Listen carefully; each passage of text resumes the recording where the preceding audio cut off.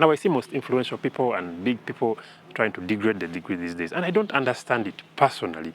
I don't buy into any of that rubbish of get a skill over a university degree. These things are only useless when you have them. Now, if you're born in Uganda, for example, life is already ahead of you, like 450. So why are you chasing away the degree? Like, they just published something recently. They said we are 2.3 million in debt. Every Ugandan, even the guys that have not yet been born, are in debt. And then you want to chase away, like, the only opportunity of you having. I don't understand. Now, you see, the problem is most people, the examples we use are not realistic examples. Guys be like, Zuckerberg dropped out. Musk dropped out. Bill Gates dropped out. You see, those guys are from very rich families. So whatever they would choose to do, life had to work out for them. Yeah, like Zuckerberg dropped out, but he was at Harvard. Have you tried applying to Harvard and see if they just accept every higgy haga to enter? Like, you have to be at a certain level of life. Like Bill Gates, the parents could afford to give him a computer to play with. Those days, you go and Google and see the price of a computer back then you will see why I'm saying it's all rubbish. Elon Musk, I won't even talk. They have gold mines, whatever. So if those are your examples, and that's why you want to drop your basis of a skill is better than a degree, ogenda kutomera. To be born in Africa, Uganda, for example, puts you at a very big disadvantage. So for you to catch up without papers or a degree, it's either you have a family history of wealth, and wealth here means like your parents are maybe in politics or whatever, or even if they're business people, they have to know a politician. Like it's a very unfair advantage. You're already starting at -4. And even these politicians are wise these days. If you do your research and you see most of the politicians are sending their kids to very good schools, for you, why do you think that is the case?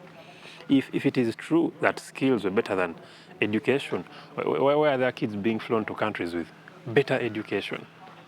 Don't you guys understand this? Like, if you have the opportunity to chase, you go for it.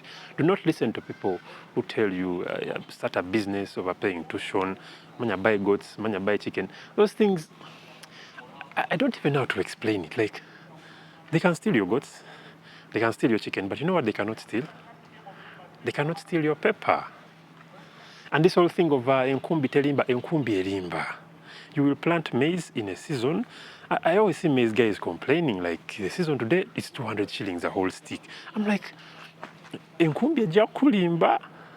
You will plant your coffee, they will come and they'll be like, they set up new rules for coffee now. You can only imagine you're planting coffee in Masaka, but you have to transport it to Ntungamo to process it. Then